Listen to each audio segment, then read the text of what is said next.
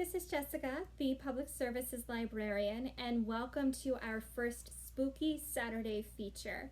Every Saturday at 8 p.m. you will find a new video featuring staff reading some spooky stories that can be found on the public domain. These stories are from the Project Gutenberg website, or if you just Google the story title or the poem title, you can find it through Google. Tonight, I thought it was appropriate that we began all of this with one of the best known poems. It was written in 1845, and it's one that just about everybody knows. It's been featured in films, been featured in art, and even The Simpsons did a cover of this for one of their Treehouse of Horror episodes. Edgar Allan Poe's The Raven. And so I'm going to recite it, and hopefully you will enjoy. The Raven. Once upon a midnight dreary, while I pondered, weak and weary, over many a quaint and curious volume of forgotten lore, while I nodded, nearly napping, suddenly there came a tapping, as of someone gently rapping at my chamber door. "'Tis some visitor," I muttered, tapping at my chamber door. Only this, and nothing more. Ah, distinctly I remember, it was in the bleak December, and each separate dying ember wrought its ghost upon the floor. Eagerly I wished the morrow, vainly I had sought to borrow from my book's surcease of sorrow, sorrow for the lost Lenore, for the rare and radiant maiden whom the angels name Lenore, nameless here, forevermore. And the silken, sad, uncertain rustling of each purple curtain thrilled me, filled me with fantastic terrors never felt before, so that now, to still the beating of my heart, I stood repeating, "'Tis some visitor entreating entrance at my chamber door, some late visitor entreating entrance at my chamber door. This it is, and nothing more."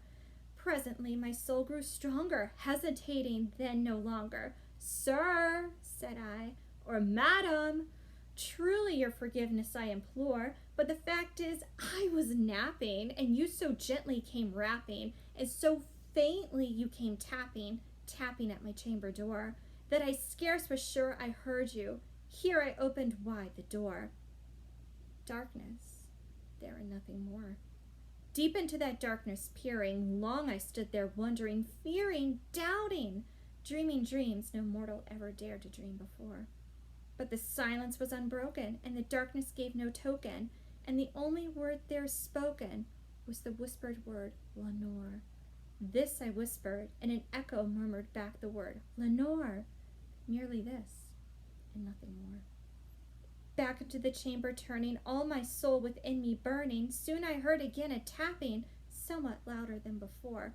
"Surely," said I, "surely that is something at my window lattice. Let me see, then, what thereat is, and this mystery explore. Let my heart be still a moment, and this mystery explore.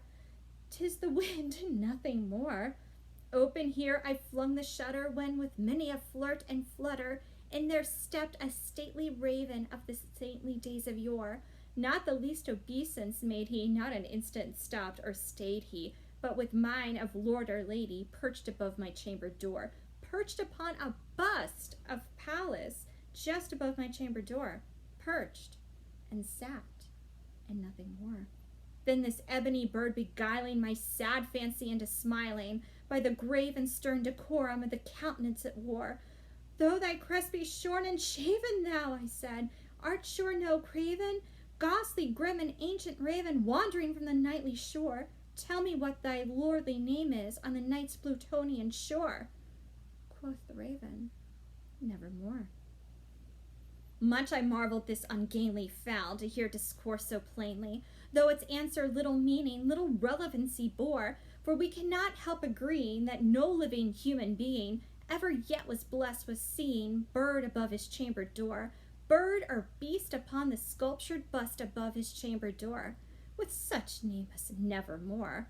But the raven, sitting lonely on the placid bust, spoke only that one word, as if his soul in that one word he did outpour, nothing farther than he uttered, not a feather than he fluttered, till I scarcely more than muttered, Other friends have flown before. On the morrow he will leave me, as my hopes have flown before. Then the bird said, nevermore. Startled at the stillness broken by reply so aptly spoken, doubtless, said I, what it utters is its only stock and store, caught from some unhappy master whom unmerciful disaster followed fast and followed faster till his songs one burden bore, till the dirges of his hope that melancholy burden bore of never, nevermore. But the raven still beguiling all my sad soul into smiling, straight I wheeled a cushioned seat in front of bird and bustin door. Then upon the velvet sinking, I betook myself to thinking, fancy unto fancy, thinking with this ominous bird of yore, what this grim, ungainly, ghastly, gaunt, and ominous bird of yore meant in croaking nevermore. This I sat engaged in guessing, but no syllable expressing, to the fowl whose fiery eyes now burned into my bosom's core. This and more I sat divining, with my head at ease reclining on the cushion's velvet lining, with that lamplight gloated o'er, but whose velvet violet lining, with the lamplight gloating o'er, she shall pass, nevermore. Then methought the air grew denser, perfume from an unseen censer, swung by angels whose faint footfalls tinkled on the tufted floor.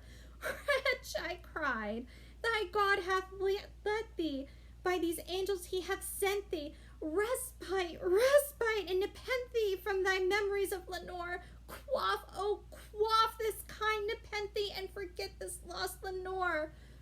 Quoth the raven, nevermore. Prophet, said I, thing of evil, prophet still, if bird or devil, whether tempter sent, or whether tempest tossed thee here ashore, desolate yet all undaunted, on this desert land enchanted, on this home by horror haunted, tell me truly, I implore, is there balm in Gilead? Tell me, I implore. Quoth the raven, nevermore. Prophet, said I, thing of evil, prophet still, of bird or devil, by that heaven that bends above us, by that God we both adore, tell this whole soul with sorrow laden, if within the distant Aden it shall clasp a saint and maiden, whom the angels name Lenore, clasp a rare and radiant maiden, whom the angels name Lenore. Quoth the raven, nevermore. Be that word our sign of parting, bird or fiend, I shrieked, upstarting, get thee back into the tempest and the night's Plutonian shore. Leave no black plume as a token of that lie thy soul hath spoken. Leave my loneliness unbroken. Quit the bust above my door. Take thy beak from out my heart, and take thy form from off my door. Quoth the raven, nevermore. And the raven, never flitting, still is sitting on the pallid bust of Pallas, just above my chamber door. And his eyes have all the seeming of a demon's that is dreaming, and the lamplight o'er him streaming throws his shadow on the floor, and my soul from out that shadow that lies floating on the floor shall be lifted nevermore. So the next time you hear some tapping at your door, be careful, it might be the raven. Good night.